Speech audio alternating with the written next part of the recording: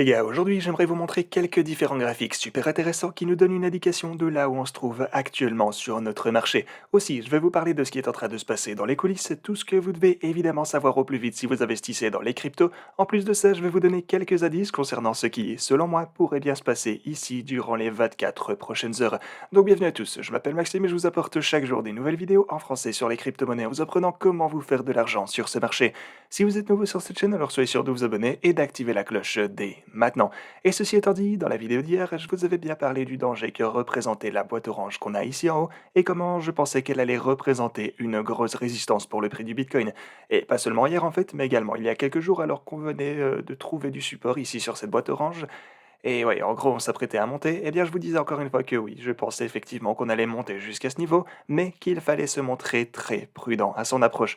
Donc voilà la situation dans laquelle on se trouve actuellement. Et en fait, c'est que ça s'annonce un petit peu plus bullish que prévu. Après avoir trouvé de la résistance et s'être fait rejeter par ce niveau en particulier, eh bien, vous voyez qu'on est en train d'établir une sorte de petite formation en fanion, ou disons en drapeau juste là, tout pile en gros en dessous de notre grosse résistance. Donc voilà, on a ce pattern en formation sous la résistance et c'est effectivement un signe assez haussier. La seule chose à prendre en considération et à bien garder à l'esprit, c'est que je me demande si ce serait tout de même suffisant, un élan suffisamment haussier va nous faire passer au-dessus de cette résistance, et ce simplement car ce niveau, encore une fois, est extrêmement important. En plus, si de ce côté on prend l'intervalle hebdomadaire, c'est également bien sûr là où se trouve la moyenne mobile de 200 semaines, vous le savez je pense, et vous pouvez voir que c'est exactement là qu'on a trouvé cette résistance qui nous a rejeté à 22 300 $ à peu près. Donc, est-ce que ce serait suffisant ou pas? Eh bien, laissez-moi vous donner un scénario intéressant ici. Alors, les marchés traditionnels, eh bien, eux aussi, ils ont évidemment vu une grosse poussée hier. C'est la raison pour laquelle le Bitcoin a initialement recommencé son ascension. Et ouais, on s'est élevé en même temps que les marchés traditionnels, en gros, mais eux ont recommencé en fait à chuter et latéraliser par la suite, ce qui a aussi impacté le Bitcoin. On est allé sur le côté ici, mais regardez un peu là où les marchés traditionnels ont arrêté le trading hier. En fait, on est arrivé à un niveau plus élevé, ou en tout cas une clôture plus élevée que ce qu'on avait pu voir précédemment. Regardez ce sommet juste ici, il a clôturé au-dessus de ce niveau juste là, c'est vraiment quelque chose d'important même si on dirait un détail. Et du côté du Bitcoin, vous pouvez voir qu'on a recommencé à chuter, on est toujours en train de former ce pattern, mais si on voyait jamais les marchés traditionnels remonter demain lorsqu'ils ouvriront sur les marchés à terme, je précise, alors je pense bien que ce serait assez de force que pour ne pouvoir percer ce niveau à la hausse.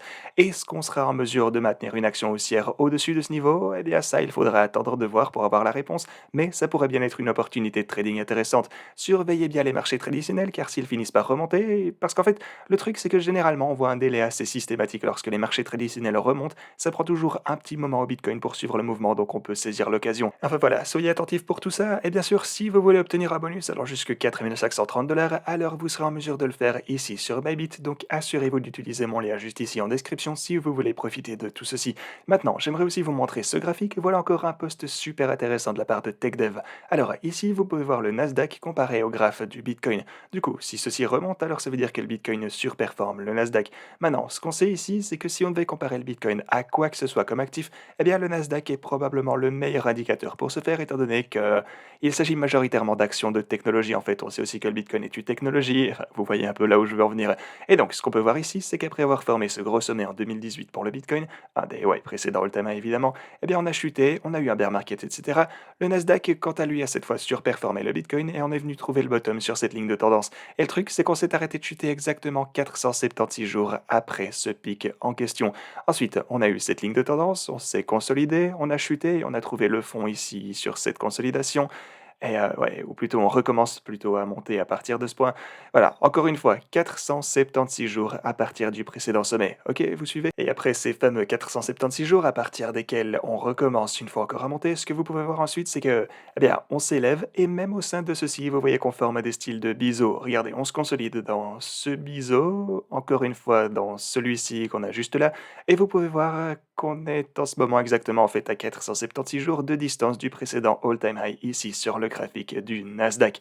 Donc voilà, encore une fois, quelque chose de super intéressant. Est-ce que l'histoire risque une fois encore de se répéter? Eh bien dites-moi ce que vous en pensez dans l'espace commentaire. Et aussi, vous pouvez voir à ce point, ce qui est intéressant, c'est qu'on a les lignes de tendance de tous ces précédents cycles ici, si je peux dire, là où on se consolide et qu'on y trouve du support en gros. Donc ouais, on se consolide et on trouve du support sur ce niveau. Ensuite, évidemment, ce niveau juste là. Et tout ça, en gros, pour vous montrer qu'ils convergent tous vers ce point ici en particulier, où on a encore 476 jours qui viennent de passer depuis le sommet. Personnellement, je trouve trouve ça super intéressant, mais encore une fois, faites-moi savoir ce que vous pensez personnellement. Est-ce qu'on va remonter à partir de ce point ou pas? Ok, ceci étant dit, passons un petit peu au sujet d'actualité. Le truc, c'est qu'on a une personne qui, comme vous le savez, pense qu'on risque de remonter, et il s'agit évidemment de SBF. On sait que Sam a énormément d'infos en interne, il a aussi lourdement investi dans le milieu, donc parfois c'est un peu difficile de décerner ses motivations, parce qu'en fait, disons qu'il est même le chef d'orchestre de beaucoup de choses qui se déroulent dans les coulisses. Maintenant, il pense qu'il nous reste peu de raisons de penser que les cryptos n'ont pas trouvé le fond. En soi, je suis plutôt d'accord avec lui honnêtement. Maintenant, voilà le truc, je pense qu'on risque de latéraliser pendant un moment, je pense qu'on pourrait même voir, genre qu'on pourrait chuter encore quelque peu.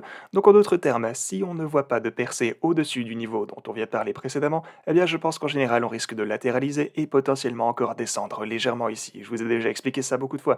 Mais je pense tout de même qu'il y a pas mal de chances que le creux qu'on a formé vers les 17 000, genre 17 500 dollars, un truc du style, c'était effectivement le bottom à ce point. Voilà ce que je pense. Maintenant, ce qu'il a déclaré également, c'est que bien sûr, si pas mal de mauvaises choses arrivent encore d'un coup, alors on risque de chuter davantage, ça c'est sûr, mais de toute façon, il ne reste plus tant de raisons de penser qu'on ne se trouve pas dans les environs du bottom en ce moment. Voilà ce qu'il a déclaré. Pour faire simple, il pense donc qu'on est proche du fond de la baisse et qu'à un certain moment on va recommencer à monter, et c'est également à peu près ma vision du marché des cryptos pour le futur proche. Sinon, une autre chose intéressante, c'est que Justin Sun compte également tenter d'aider des compagnies crypto. Il a dit qu'il a 5 milliards et qu'ils sont prêts pour acquérir des firmes qui seraient en difficulté, donc ouais, si vous connaissez des projets qui sont un peu dans le pétrin, bah, je sais pas, envoyez un petit message à Justin Sun. Peut-être qu'il voudrait éventuellement aussi passer un coup de main à Celsius, ça ce serait pas mal, j'en sais rien, mais ouais, en tout cas, je dois bien dire que ce fameux Justin Sun, c'est un personnage assez intéressant. En gros, il a vu que SBF a aidé des compagnies à s'en sortir, et maintenant, il veut vraiment faire exactement la même chose. Enfin voilà, bon, en gros, pour les cryptos, c'est cool, donc bref. Sinon les gars, c'est tout ce que j'avais pour vous aujourd'hui, merci beaucoup d'avoir regardé cette vidéo, et moi je vous dis à la prochaine.